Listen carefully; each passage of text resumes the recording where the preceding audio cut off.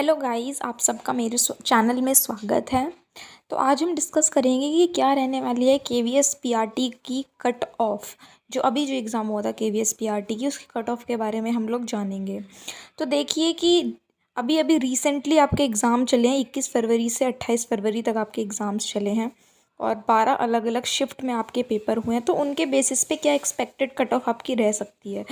तो जनरल की अगर मैं बात करूं तो जनरल की आप लिख कर ले लीजिए, आपकी जो कट ऑफ है वो 125 से 135 के बीच में ही जाएगी। ठीक है।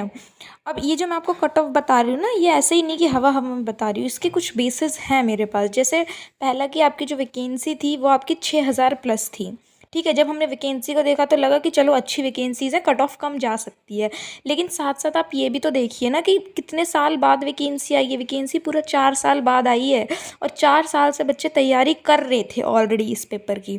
तो मतलब तो अमाउंट ऑफ जो बच्चे हैं जो पेपर देने वाले हैं, जो तैयारी कर रहे थे बच्चे, बहुत ज़्यादा हैं 6000 वैकेंसी के कंपैरिजन में। तो एक फैक्टर तो आपका हो गया कि 4 साल बाद पेपर निकले हैं, तो कंपटीशन तो डेफिनेटली हाई होगा, तो कट ऑफ तो कम नहीं जाने वाली है।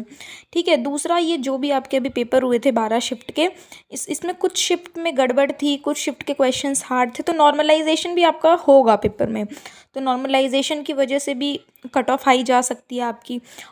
और जो लास्ट आपका फैक्टर है वो सबसे इंपॉर्टेंट ये कि भाई सुनने में आया था ऐसा कि हम मुझे नहीं पता कि ऐसा हुआ था कि नहीं, बट मैं आपको बता रही हूँ कि अगर ऐसा हुआ है, करप्शन हुआ है, धांधली हुई है अगर केवीएस पीआरटी के एग्ज़ाम में, कि भाई ऐसा भी सुनने में आया था कि चीटिंग हो गई है, लीक हो गए हैं क्वेश्चन पेपर, तो अगर ऐसा कुछ भी हुआ है तो फिर डेफिनेटली जिन्होंने चीटिंग करके कराया तो फिर वो तो उन्होंने ज़्यादा मार्क्स लेने ही हैं, तो वो लोग कट ऑफ को हाई बढ़ा देंगे। तो अगर ऐसा हुआ है तो ये कुछ फैक्टर्स हैं आपके जिसकी वजह से कट ऑफ आपकी हाई जाने के चांसेस पूरे पूरे हैं।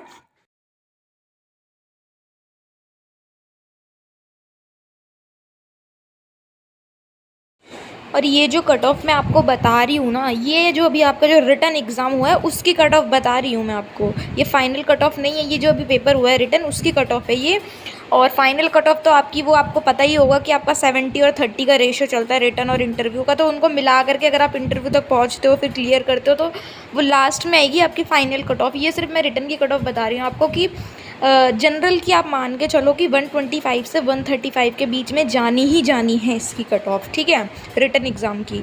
और ओबीसी की मैं बात करूँ तो 120 से 125 के बीच में रह सकती है ओबीसी की कट ऑफ। मैं एक जनरल अपना पॉइंट ऑफ व्यू दे रही हूँ कि 120 से 125 के बीच में डेफिनेटली रहेगी। ज़्यादा भी हो सकती है 125 से, पर ज़्यादा नहीं होगी, थोड़ी सी ज़्यादा होने के चांसेस है। ठीक है, बाकी हम एवरेज मान के चलते हैं कि 120 से 125 के बीच में ओबीसी की कट ऑफ रहेगी।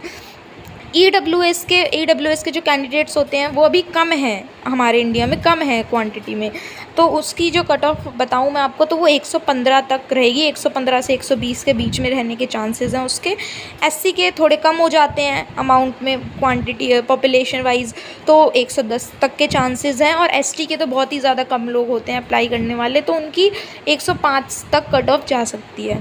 तो ये था cut off, expected cut off का क्राइटेरिया कि भाई इतनी जा सकती है। तो अगर आप लोगों के नंबर इतने बन रहे हैं तो आप थोड़ी अपनी इंटरव्यू की प्रिपरेशन शुरू कर दीजिए, क्योंकि आपके लोगों के भी चांसेस हैं। ठीक है, तो यही मुझे आपको बताना था। बाकी अगर आपको वीडियो इन्फॉर्मेटिव लगी हो, पसंद आई हो, तो प्लीज़ मेरे चैनल को लाइक शेयर सब्सक्राइब कर दीजिए ताकि इंपॉर्टेंट अपडेट्स आप तक पहुंचती रहें।